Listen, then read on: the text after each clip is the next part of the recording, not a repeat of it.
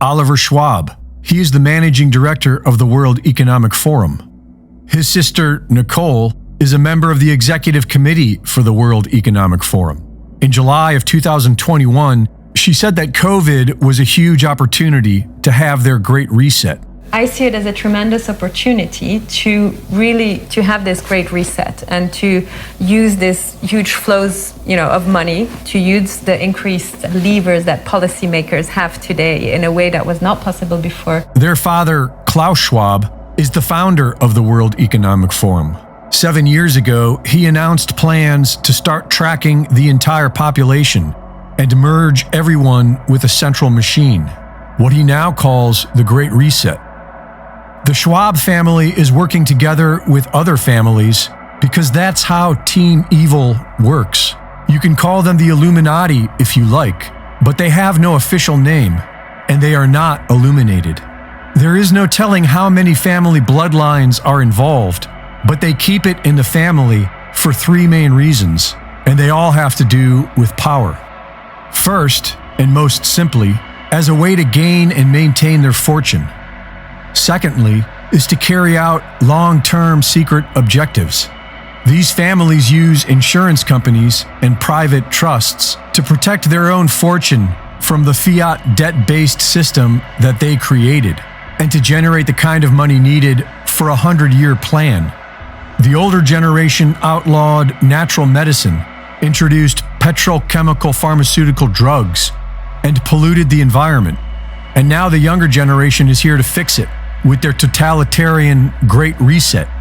It's a multi-generational plan that works because of family loyalty and also because of the third reason why they keep it in the family: trauma-based mind control.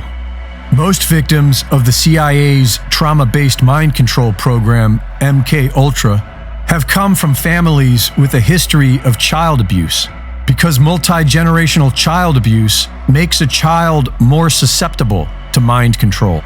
And most of the characters we see as world leaders are not only actors on a stage, they are oblivious because they have suffered a lifetime of abuse and mind control.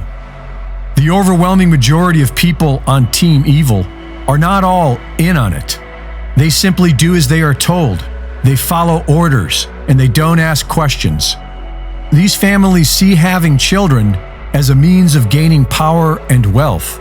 They see their own children as property, as slaves to do the family's bidding. But perhaps it's more like a cult than a family. Nearly 1 million child orphans were distributed throughout America and the Commonwealth in the late 1800s by an international secret society called the Odd Fellows. Delivered primarily by train, many of these orphans were born in private homes owned by the Odd Fellows and their offshoot, the Daughters of Rebecca, an all-female Masonic organization that featured symbols of mass breeding and fertility. Philip Eugene de Rothschild says that the Rothschild family alone has produced over 100,000 children in these secret breeding programs.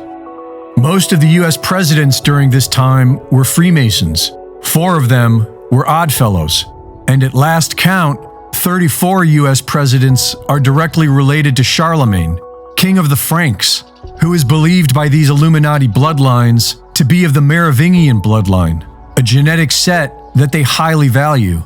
And Team Evil has always been obsessed with genetics. So it really isn't that strange to point out the similarities between Justin Trudeau and Fidel Castro, Angela Merkel and Adolf Hitler's mother, Barbara Bush and Aleister Crowley, or even Obama and Akhenaten. The only way these families and their abused mind control minions are able to control the rest of us is by dividing us. And if we the people could change that, then we could change everything. Reporting for InfoWars, this is Greg Reese.